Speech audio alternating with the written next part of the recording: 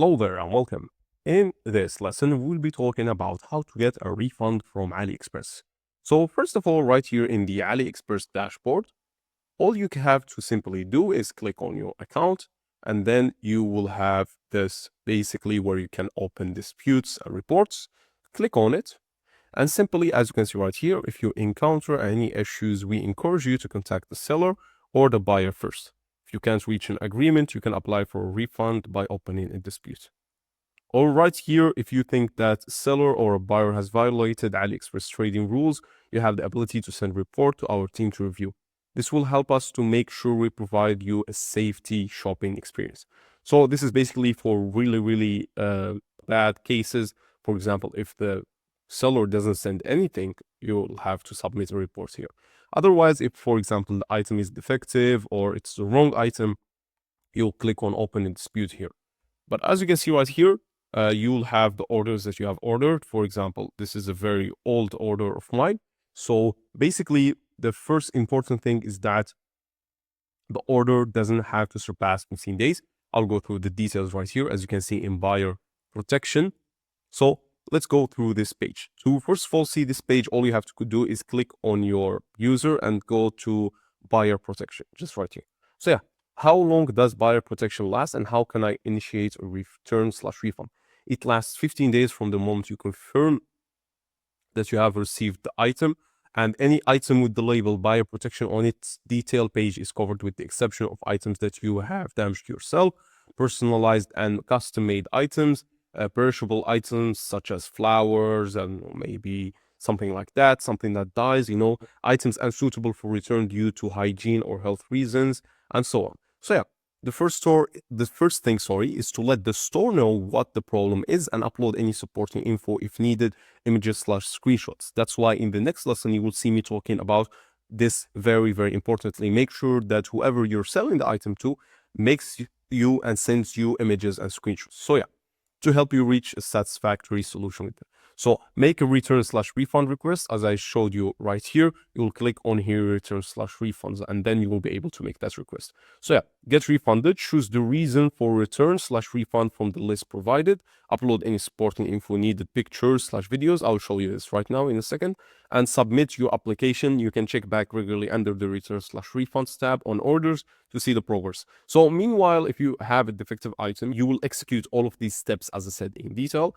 But I would like to also mention that you need to actually refund the buyer immediately, because AliExpress can take a long time to process that refund for you. So if an item needs to be returned, who pays the return cost? Well, if you decide to return an item due to change of mind, then it will be up to you to cover the return cost, as I mentioned.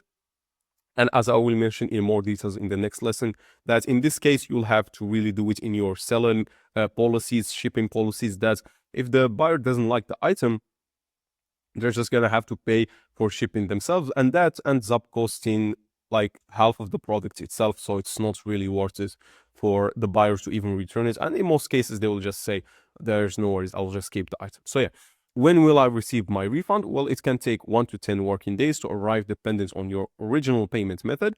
Any due refund can be sent to your original payment method. Alternatively, you can get a much faster refund to AliExpress bonus account. So basically, you can get the money in your AliExpress kind of balance, and that will be much faster. So if you do choose that option, it will keep the money in AliExpress so that whenever you order again, you will have it right away. So what other scenarios fall under buyer protection? Well, there are 2 other situations in which you can use and benefit from the buyer protection service. First is when sellers break their promises. Transaction or after-sale services, such as failure to follow up with warranty on your order as promised or as required by any relevant laws or regulations. So yeah, or logistics, for example, if they have to pay you or ask you to pay additional for shipping costs, that's breaking the rules. So yeah, when there is a case of unacceptable behavior from the seller that could affect your rights as a shopper, use the abusive language during communication or so on. If you experience any of this, as I said, you would click on the other button right there, not the first one. So yeah, this is about it. If you want to go to the live chat here, this will help you resolve problems. This will be a direct contact with AliExpress. As I said, in the case that you have to go and do a refund, refer back to this video in AliExpress, click on your username right here on the top right corner, go to the disputes and reports, click on it.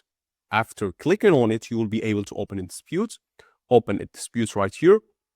And right after that, you will choose the item that you want to have that. So for example, you would go right here, click on order details, return/refunds, and then basically you would click OK. In your case, it will redirect you to this page right here. As you can see, request a refund by opening a dispute.